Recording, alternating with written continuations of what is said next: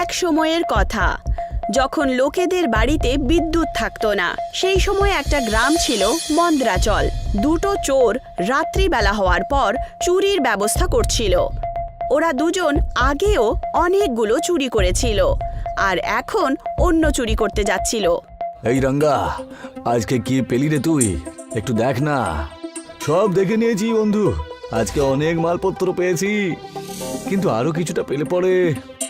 এখনো মন ভরেনি তোর? এত কিছু পাওয়ার পরেও কেন? তোর কি মন ভরে গেছে নাকি? আরে মনটা তো আমারও ভরেনি। এমনিতে আমি কখন থেকে ভাবছি যে যদি তুমি বলো তাহলে আরো কোথাও গিয়ে একটু লিখতে পারি। এসো তাহলে, চলো আর একটা ঘর পরিষ্কার করে আসি আমরা। হ্যাঁ, কোনো একটা বড় মহলে যাই এবার আমরা। এটা তো প্রধানের ঘর মনে হচ্ছে। হ্যাঁ, ওনারই তো বাড়ি এটা, আর ওনার থেকে বড় লোক এই গ্রামে আর কোথাও নেই, বুঝেছো? ঠিক কথাই বলেছ। চলো, এখানে এই সিন্দুকটা কোথাও থাকবে, বুঝতে পেরেছো? না, কাটারিটা তৈরি করে রাখো তুমি সিন্দুকটা খোলার জন্য। হ্যাঁ হ্যাঁ, সবকিছু রেডি আছে। ওই দেখো সিন্দুকটা, ওই দেখো। ওরা লকারের কাছে চলে যায়। রঙ্গা সেই লকারটা খুলতে শুরু করে। আরে আর কতক্ষণ সময় লাগবে? হ্যাঁ, এখনো পর্যন্ত খুললো না তো। আর এটা সিন্দুক, বুঝতে পেরেছিস? জুতোর ফিতে নয় যে টানলে পরেই খুলে যাবে। আরে অপেক্ষা কর একটু। আরে হ্যাঁ হ্যাঁ, ঠিক আছে ঠিক আছে। তক্ষুনি লকারটা খুলে যায়, আর রঙ্গা হাসতে হাসতে দরজাটা খুলে দেয়। বাহ বাহ, সত্যি জবাব নেই। একবার দেখো না, গয়না পয়সা সব রয়েছে এখানে। হ্যাঁ, সব ভরে নাও ভরে নাও। একটা কয়েনও ছাড়বো না আমরা, ঠিক আছে? যাতে প্রধান মশাইয়ের কোনো কাজে আসতে পারে।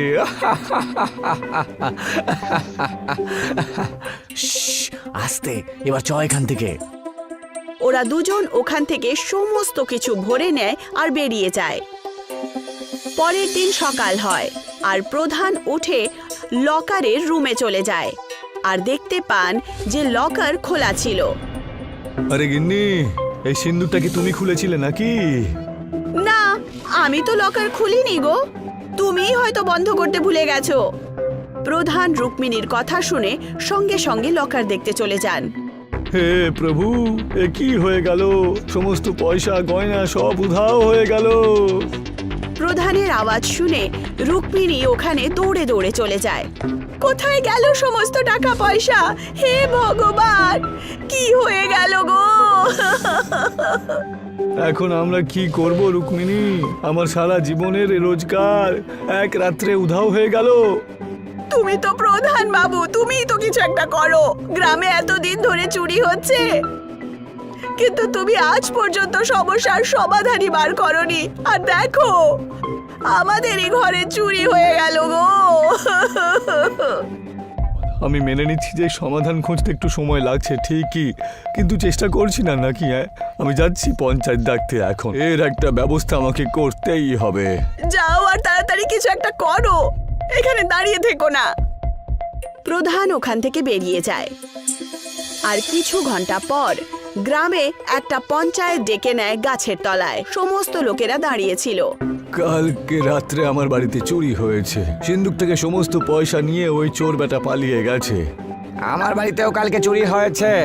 এটা প্রথম চোর নয়, এরকম আরো কত চোর চুরি করেছে, কিন্তু তখন থেকেও কোনো কথা বলেনি। হ্যাঁ, শুধু এইটুকুই বলেছে যে রাত্র আসবেই, তাহলে অন্ধকারের কি করতে পারি, এই কথা বলে লোকজনকে সবাই তাড়িয়ে দেয়। এখন যখন নিজের ওপর চুরি হয়েছে, তখন এখানে পঞ্চায়েত ডাকতে চলে এসেছে। এই চলো বাড়ি চলো, তো বাড়ি চলো। হ্যাঁ হ্যাঁ চলো, রাত্রিবেলা তো হবেই। শেষমেশ উনিও জানুক যে যখন চুরি হয় তখন কেমন লাগে। ইনি মনে করেছিলেন আমরা গরিব মানুষের পয়সা, কিন্তু সেই পয়সা আমাদের কাছে ততটাই জরুরি যতটা ওনার সিন্দুকে থাকা পয়সা জরুরি। যখন রাত্রিবেলা কিছু করতে পারবেন না, তখন আপনি পঞ্চায়েত ডাকবেন। প্রধানকে ওনারই কথা মনে করিয়ে দিয়ে লচ্ছু আর গ্রামবাসীরা ওখান থেকে চলে যায়। যখন নিজের ওপরে হলো, তখন উনি বুঝতে পারলেন, আর তারপর ওনার খুব লজ্জা বোধ হলো, যেই কারণে ওনার মুখ উদাস হয়ে গেছিল। প্রধান ওখান থেকে বেরিয়ে নিজের ক্ষেতের দিকে চলে যান। আমারই ভুল, লোকজন তো ঠিকই বলেছে, প্রধান তো হয়ে গেছি, কিন্তু গ্রামের লোকজনের সমস্যাকে আমি বুঝতেই পারিনি আর সব সময় এড়িয়ে এসেছি। এখন আর কি বলি, কুমির তো খাল কেটে আমিই ডেকে এনেছি, কিন্তু এখন সমাধান যদি করতে হয় কি করে করব? তক্ষুনি প্রধান ক্ষেতের মাঝখানে কিছু একটা চমকাচ্ছে দেখতে পেলেন। এই খালের মধ্যে এটা আবার কি ঝলমল করছে? প্রধান সেই গর্তের দিকে এগিয়ে যান আর দেখতে পান যে গর্তের ভেতরে একটা মণি চমকাচ্ছে। তক্ষুনি একটা নাগ সেই গর্তের কাছে চলে আসে। সাপ, সাপ! আরে কেউ রক্ষা করো, সাপ! শান্ত হয়ে যাও বালক। এই এই সাপটা কথা বলছে? হ্যাঁ, বলতে হচ্ছে বালক, কারণ ব্যাপারটা ঘটেছেই এমন। 50 বছর বয়স আমার, সাপ মহারাজ। আপনি আমাকে বালক কেন বলছেন? কারণ আমি 1000 বছর ধরে বেঁচে রয়েছি। তাহলে তুমি তো বালকই, তাই না? ক্ষমা করবেন সাপ মহারাজ, আমাকে শুধু এখান থেকে যেতে দিন। আমি আপনার নাগমণি চুরি করতে আসিনি তো। এটা তো একটা ভুল ধারণা। বরদান চেয়ে নাও। বরদান? হ্যাঁ, আমি দণ্ড দিতে আসিনি তোমাকে। নাগমণি একটা মানুষের নজরে কখনো আসে না, সেই কারণেই তুমি কোনো বরদান চেয়ে নাও। এই ভুলটা তো আমারই ছিল যে আমি তোমাকে এটাকে দেখতে দিয়েছি। বরদান পাওয়ার পরেই মনির ব্যাপারে তুমি ভুলে যাবে, আর তুমি শুধু সেই বরদান আর আমিই মনে থাকবো। বরদান? হ্যাঁ প্রভু, এটা তো খুবই হাস্যকর একটা ঘটনা। হ্যাঁ, যদি এটা আরো কয়েকদিন আগে ঘটতো তাহলে আমি আপনার কাছে হিরে জহরত চাইতাম, কিন্তু এখন যখন প্রধান হওয়ার দায়িত্বের ব্যাপারটা আমি বুঝতে পেরে গেছি এখন, তাহলে আপনার কাছ থেকে আমি শুধু এটাই চাই যে রাত্রে আলো ফিরিয়ে আনুন আর গ্রামের চুরির ঘটনাগুলো বন্ধ করুন। এই বরদান আমি তোমাকে দিতে পারবো না, রচয়িতাই দিতে পারবেন। অন্য কিছু চাও? না প্রভু, এই বরদানটাই যদি দিতে হয় তাহলে দিন। শুধু গ্রামের সমস্যার সমাধান আমি করতে চাই। সেটা ঠিক আছে, কিন্তু প্রকৃতির বিরুদ্ধে গিয়ে কোনো বরদান দেওয়া তো আমার সাধ্য নেই। কিন্তু আমি তোমাকে এই বীজটা দিচ্ছি, এই জমিতে তুমি এটা পুঁতে দিও। মাত্র 1 মাসের মধ্যেই তোমার গ্রামের সমস্যা সমাপ্ত হয়ে যাবে। ধন্যবাদ প্রভু।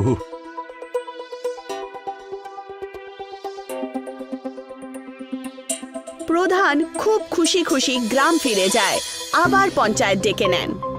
আরে কি ব্যাপার, এত তাড়াতাড়ি রাত্রেবেলা দিন করার একটা উপায় খুঁজে বের করেছেন নাকি?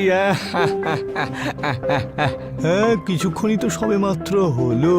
যদি এই কথাটাই আবার বলতে চান তাহলে আপনি আগে বলে দিন, যাতে আমরা চলে যেতে পারি।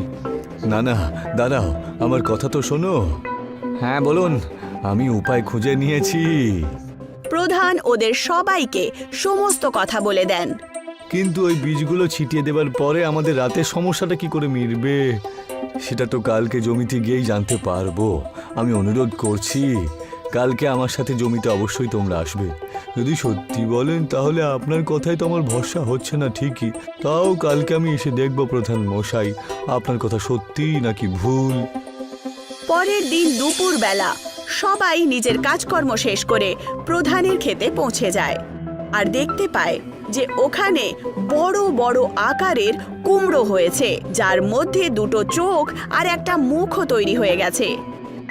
এই হলো আমাদের সমস্যার সমাধান প্রধান মশাই। হ্যাঁ, এটাই হলো সমস্যা। ভালো করে দেখো, এখনো আলো রয়েছে বলে এতে একটু আলো কম রয়েছে, কিন্তু টিমটিম করছে ঠিকই। হ্যাঁ, কথাটা তো ঠিকই, কিন্তু এটার ব্যবহার কি করে করব?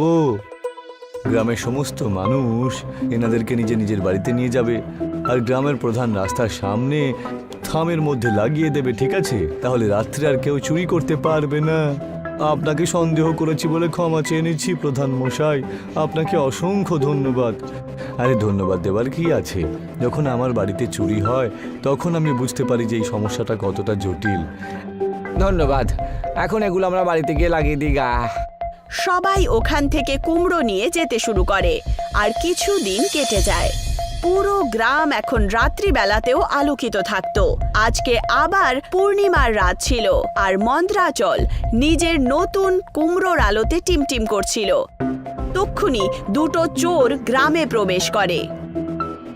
আরে এটা কি, সারা গ্রামে এইভাবে ঝলমল করছে জানো? যেন দিনের বেলা মনে হচ্ছে তোরে। কিন্তু এখন আমরা চুরি করব কি করে তাহলে? এ তো বিশাল বড় দুর্ঘটনা ঘটে গেল। হ্যাঁ, মুশকিল তো বটে, কিন্তু কোনো ব্যাপার না, শুধু আলোই তো রয়েছে। কিন্তু লোকজন তো ঘুমোচ্ছে, তাই না? ঠিক কথা বলেছিস তুই। চ চ চ, এবার আমরা হাতের কাজটা করে দিই, বুঝলি? হ্যাঁ হ্যাঁ, চ। দুজন এসে প্রধান বাবুর বাড়ির সামনে দাঁড়ায়। মনে হচ্ছে এই প্রধান মশাইয়ের কাছে অনেক পয়সা রয়েছে, সেই জন্য সমস্ত গ্রামে আলো দেওয়ার মতন এই কুমড়োগুলোকে লাগিয়ে দিয়েছে। হ্যাঁ, চ গিয়ে দেখি। দুজনই চালাকি করে আওয়াজ না করে দরজা খুলতে চলে যায়। তক্ষুনি হঠাৎ করে কুমড়ো ওদের দুজনকে ধরে ফেলে।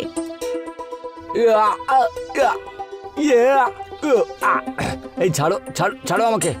দুজনেরই চিৎকার শুনে লচ্ছু, মালখান, প্রধান আর রুকমিনী কিছুক্ষণের মধ্যেই ওখানে চলে আসে। চোর চোর! হায় ভগবান, দেখো আলোকিত গ্রামেও চুরি করতে চলে এসেছে এরা। হ্যাঁ, ভালোই হয়েছে যে নাগ দেবতার দয়ায় কুমড়োগুলো বাঁচিয়ে দিল আমাদের। মালিক, ক্ষমা করে দাও মালিক, এরপর আর কখনো করব না।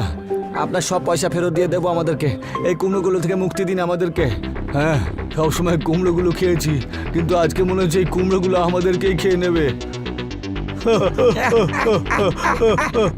ভালো হয়েছে, খেয়ে যাক তোমাকে। পালিয়ে গেছিলে না, তোমাদের সাথে এটাই হওয়া উচিত। দুজন চোর নিজের লোভের চক্করে ধরা পড়ে যায়, আর কুমড়োর আলোর কারণে এখন পুরো গ্রাম সুরক্ষিত ছিল।